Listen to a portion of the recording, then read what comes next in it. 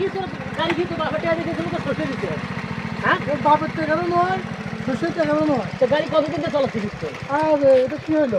কি হলো মানে এ ঠেকা কি করলো ঠেকা করলো কি এখন হ্যাঁ না গাড়ি চলাস নাই শিখতে গাড়ি চলা শিখে করে যাইছে রাস্তাঘাটে আইসে এটা তো ঠিক নয় এই রোড যখন পাকা হবে তখন আর কি হবে এটা তো বাড়ি করে বাড়ি তো ওইদিকে ভাই।